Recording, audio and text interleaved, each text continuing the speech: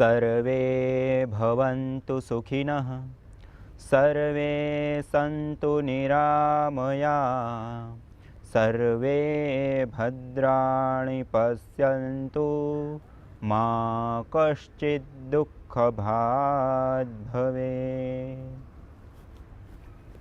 सर्वरक्षक परमपिता परमात्मा को याद करते हुए, जो हम सब लोगों के लिए अन्न, जल, वायु, प्रकाश इत्यादि की समस्त व्यवस्था करता है और हमारे मस्तिष्क में ज्ञान प्रदान करता है, उस परमपिता परमात्मा को याद करते हुए, उस परमपिता परमात्मा को कृतज्ञतापूर्वक प्रणाम करते हुए, आइए उसी परमपिता परमात्मा ने जो सृष्टि के आदि काल में हमको जो वेद रूपी ज्ञान प्रदान किया, उस ज्ञान को साक्षात करते हैं, उस ज्ञान का अध्ययन करते हैं।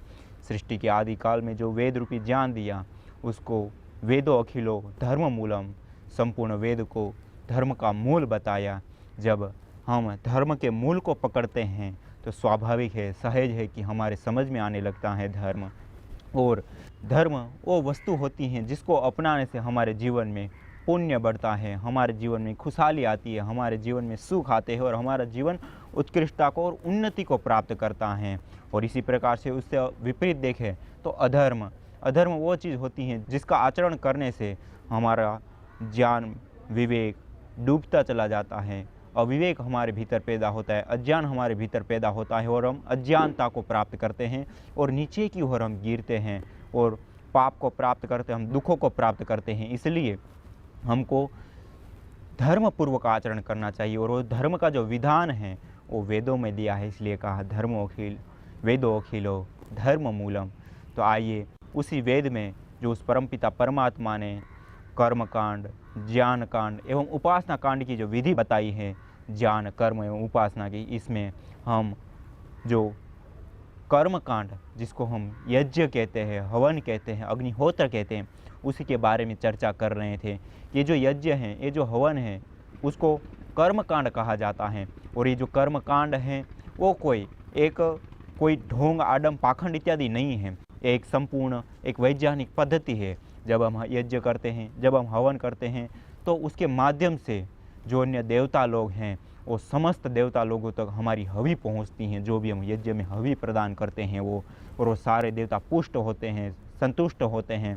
और जब वो देवता संतुष्ट होते हैं, पुष्ट होते हैं, तो वो फिर हमको देते हैं और हम उससे पुष्ट होते हैं, संतुष्ट होते हैं और सुखी होते हैं और हम उनको देते हैं। इसलिए तो श्रीमद् भगवद गीता में भी कहा है परस्परम भावयंता परम श्रेयो अवाप्स्यथ। इसलिए जो परस्परता में हम देवताओं को दे, देवता लोग हमको दे। जैसे सूर्य देवता हमको नित्य प्रति धूप प्रदान करते हैं, वायु देवता हमको वायु सांस लेने के लिए प्राण वायु प्रदान करते हैं, जल देवता जल देते हैं।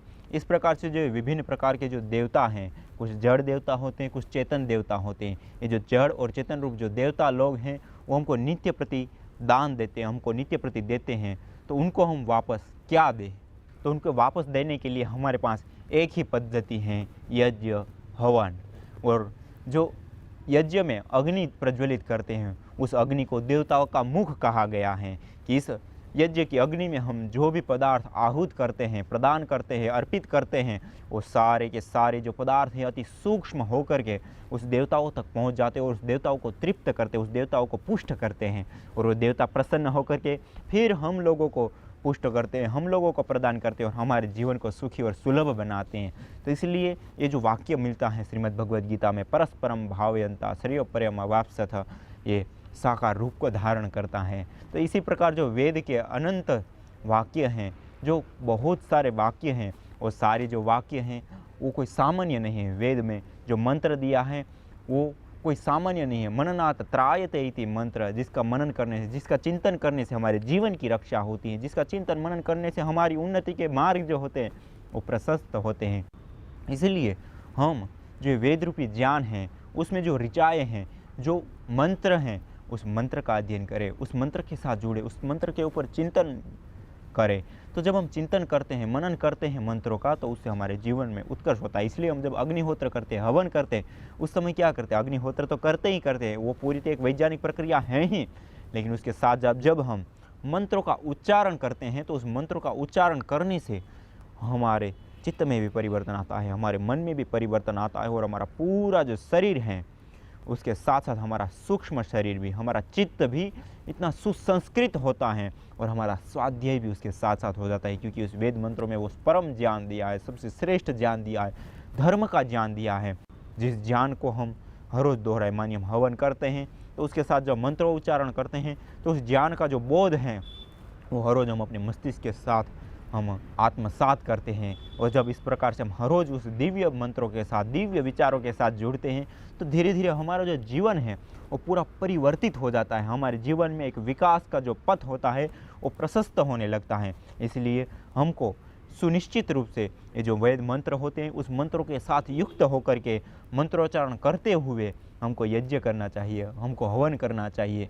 और जब इस प्रकार से करते हैं तो उसके माध्यम से निकलने वाली जो दूसरा ध्वनि है, पहला तो हमारा खुद का स्वाध्याय हो जाता है, उसके भीतर जो गूढ़ रहस्य जो ज्ञान दिया है वो ज्ञान से हम आप्लावित होते हैं, पूरित होते हैं, और उसके साथ साथ हम जो उच्चारण करते हैं उसके माध्यम से जो एक ध्वनि निस्सरित होती हैं वो पावन ध्वनि इतनी विशेष होती हैं कि इस पूरे वायुमंडल में, इस पूरे भूमंडल में फैल करके सब जगह पे पवित्रता फैलाती हैं और दिव्यता का आधान करती हैं। और इसी प्रकार से कहा जाता है कि जब हम वेद मंत्रों का उच्चारण करते हैं तो उस वेद मंत्र में जो संस्कृत भाषा है, उस संस्कृत भाषा में जो ये वेद मंत्र है उसका उच्चारण करने से हमारी जो जीवा है वो पूरी जीवा का प्रयोग होता है, और उसके कारण से हमारा पूरा जो नर्वस सिस्टम से लेकर के हमारा मस्तिष्क तक की सारी जो चीज़ें हैं वो स्वस्थ रहती हैं, सही रहती हैं। इसलिए हमको जो भी हम मंत्र उच्चारण करते हैं तो उसके माध्यम से हमारा स्वाध्याय तो होता ही होता है, लेकिन उसके साथ साथ हम जो ध्वनि का उच्चारण करते हैं उस पावन ध्वनि से सारा वायुमंडल, सारा भूमंडल में सब जगह पे दिव्यता का आधान होता है, और उसके साथ साथ हमारी बीमारियां भी दूर होती हैं। इसलिए हम जब भी यज्ञ करें, जब भी हम हवन करें, तो वेद मंत्रों से युक्त होकर के पूरे श्रद्धापूर्वक, विश्वासपूर्वक और एक अनुष्ठान की भांति करें। कोई एक सामान्य कर्म नहीं है यज्ञ। यज्ञ एक ऐसा विशेष कार्य है कि उसको करने से हमारा तन, मन, हमारा चित्त, ये सारी चीज़ों का शोधन होता है। इसलिए तो कहा जाता है ये पंचभूतात्मक हमारा जो स्थूल शरीर है वो भी, और पंचभूतात्मक है पूरा जो जगत है, उन दोनों को वो पूरित करता है यज्ञ, उन दोनों को आप्लावित करता है, उन दोनों को पंचभूतात्मक यह शरीर और पंचभूतात्मक ये जो सारा जगत है उसमें संतुलन स्थापित करता है, और ये जो संतुलन है वही स्वास्थ्य है। इसलिए आयुर्वेद में भी कहा है समदोषा समाग्निश्च समधातु मलः क्रिया प्रसन्नात्मेन्द्रिय मनः स्वस्थ इत्यभिधीयते। तो जो समता है वही हमारा स्वास्थ्य है शरीर में, और इसी प्रकार ये सारा जो भूमंडल है उसमें भी जो समता है वही इस भूमंडल का स्वास्थ्य है।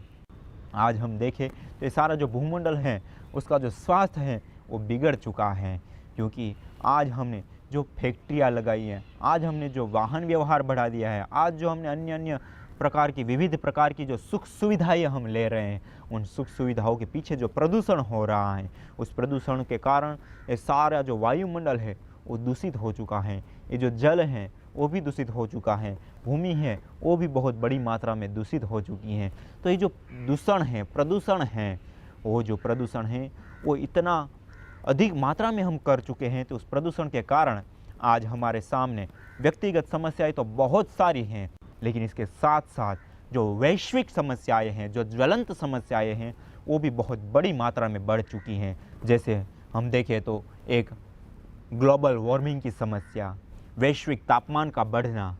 इस वैश्विक तापमान के बढ़ने के कारण इस सारे भूमंडल पर जो विभिन्न प्रकार की जो प्राकृतिक आपदाएं आती हैं, अर्थात जब भूमंडल का जो तापमान बढ़ जाता है तो सारा जो ऋतु चक्र होता है और एक जो संतुलन होता है ऋतुओं का, वो सारा असंतुलित हो जाता है। सारा जो वातावरण है वो बिगड़ जाता है, और उसके कारण से जैसे भूकंप होना, उल्कापात होना, या फिर भूमि में से ज्वालाएं फूटना, या फिर समुद्र में उथल पुथल हो जाना, अर्थात समुद्र में जब बहुत ज़्यादा पानी की उथल पुथल हो जाती हैं तब समुद्र के जो किनारे होते हैं वो बहुत ज़्यादा बड़ी मात्रा में प्रभावित होते हैं।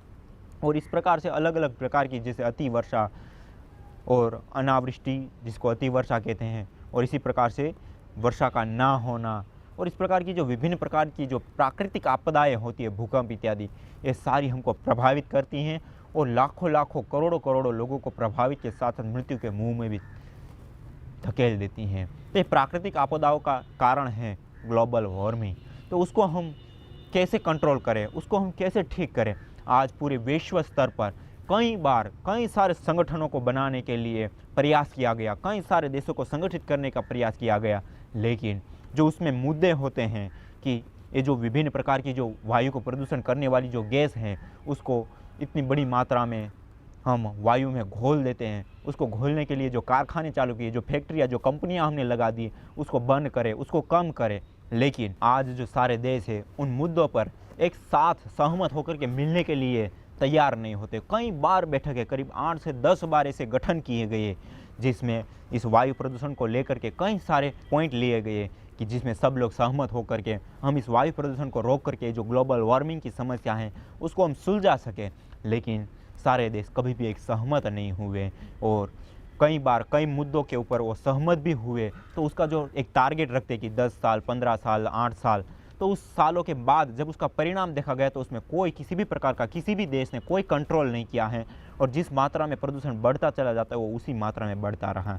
अर्थात उन्होंने आज तक के जो विभिन्न प्रकार के प्रयास हुए उसमें करीब $100 अरब रुपए का विभिन्न प्रकार की जो योजनाएं बना करके खर्च करने का एक तय किया है, योजनाएं तय की है। उस योजनाओं में वो अभी भी सफल नहीं हुए हैं और इतनी बड़ी मात्रा में आज खर्च भी उसके ऊपर पैसों का हो रहा है कि उसका हम हिसाब भी ना लगा सके। मानी बहुत ही एक बड़ी रकम है जिसका वायु प्रदूषण को कंट्रोल करने के लिए, ये जो ग्लोबल वार्मिंग की समस्या है उसको ठीक करने के लिए करोड़ों रुपए का, अरबों रुपया, $100 अरब रुपए का खर्च होता है वैश्विक स्तर पर, तब भी इस वायु प्रदूषण को कंट्रोल नहीं कर पा रहे। और इसी प्रकार विभिन्न प्रकार के जो देश है वो भी अपने अपने देशों में जो व्यक्तिगत रूप से जो योजनाएं बनाते हैं वो भी इसमें इतनी बड़ी मात्रा में है कि भारत का ही देखें तो 8 प्रकार की वो योजना चलाती है और जिसमें 46 हज़ार करोड़ रुपए का खर्च करती है हर साल और उसमें कोई परिवर्तन नहीं है। तब भी आज इतना प्रदूषण बढ़ रहा है। आज भारत में ही देखें तो इस प्रदूषण के कारण करीब 25 लाख लोग मर जाते हैं और उसमें भी जो ये वायु प्रदूषण है उस वायु प्रदूषण के कारण 12 से 15 लाख लोग मरते हैं इसमें से। तो ये लोग जो मरने की संख्या है वो किस कारण है? इसी वायु प्रदूषण के कारण। तो उसके पीछे दूसरी चीज़ देखिए कि जो लोग इस वायु प्रदूषण, जल प्रदूषण, भूमि प्रदूषण, इनके कारण से जो विभिन्न प्रकार के प्रदूषण है उसके कारण से जब व्यक्ति बीमार होता है और उस बीमारी के कारण जो दवाइयाँ खा रहा है उस दवाइयों के पीछे भी यदि खर्च देखा जाए तो इतनी बड़ी मात्रा मिलेगी कि हम हिसाब ही ना लगा पाए।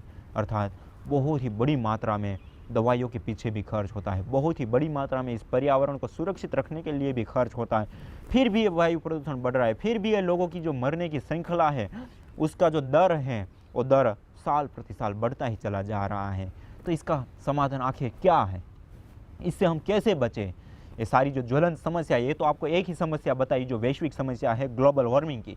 इसी प्रकार दूसरी वैश्विक समस्या है ओजोन की परत का टूटना, ओजोन की परत का क्षरण होना, ओजोन की परत का पतला होना। और ये ओजोन की परत पतली होने के कारण भी इस धरती पर जितनी भी वनस्पतियाँ हैं उसके ऊपर तो इसका प्रभाव पड़ता ही पड़ता है, लेकिन उसके साथ साथ जो जीव लोग हैं उसके ऊपर भी बहुत बड़ा प्रभाव पड़ता है।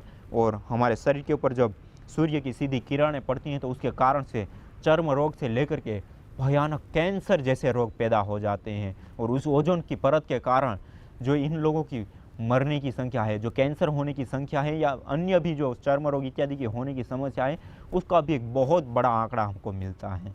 और पूरे विश्व स्तर पर देखें तो उसकी कोई कल्पना ही नहीं कर सकते, बहुत ही बड़ी मात्रा में लोग उससे प्रभावित होते हैं। तो ये पूरी एक दूसरी ज्वलंत समस्या आज हमारे सामने, पूरे विश्व के सामने है, ओजोन की परत का टूटना। ये जो वैश्विक समस्याएं हैं और इसी प्रकार आगे जैसे वायु प्रदूषण, वायु प्रदूषण भी एक बहुत बड़ी हमारे सामने समस्या, ग्लोबल वार्मिंग की तो है ही है, वायु प्रदूषण की भी है इतनी ही बड़ी समस्या। वायु प्रदूषण के कारण पूरे दुनिया में कई लाख लोग मृत्यु के मुंह में समा जाते हैं और कई सारी प्रकार की विभिन्न प्रकार की बीमारियां पैदा होती हैं।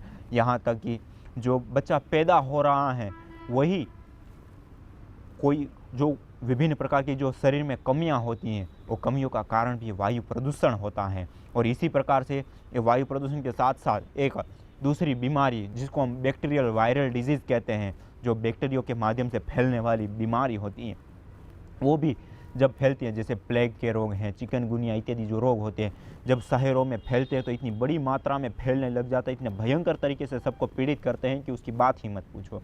और लोग इतने सारे मर भी जाते हैं कि तड़प तड़प के मरते हैं। तो इससे हम कैसे बचें? तो ये सारी जो हैं वो वैश्विक समस्याएं हो गई। तो इन सारी समस्याओं से आखिर कैसे बचा जाए? इतने करोड़ों अरबों खरबों रुपए का खर्च हो रहा है, तब भी लोग इतने सारे बीमार हो रहे, तब भी इतने सारे लोग मर रहे हैं, और फिर भी कोई उसका समाधान नहीं। और वैश्विक स्तर पर इतने बड़े बड़े प्रयास किए गए, तब भी सारे देश जो अपने विकास की होड़ में लगे हुए हैं, उस विकास को रोकना नहीं चाह रहे हैं। और उस विकास को रोकेंगे तब वायु प्रदूषण से बच पाएंगे। और यदि उस विकास को नहीं रोकना चाहते हैं, फैक्ट्रियाँ, कंपनियाँ वो नहीं रोकना चाह रहे, उसके कारण से विभिन्न प्रकार की गैसें जो हैं, हानिकारक जहरीली गैसें, वो इस वायु प्रदूषण में फैलती हैं। और जब ये वायु में फैलती हैं तो सारे प्रकार की ये समस्याएं पैदा होती हैं, और उसके लिए भी कोई सहमत नहीं है कि हम इसको ठीक करें। तो आखिर इसका समाधान क्या है? आखिर हम इसके लिए क्या करें? तो आज हमारे सामने उसके लिए एक ही साधन है, वो है यज्ञ, वो है हवन, वो है अग्निहोत्र।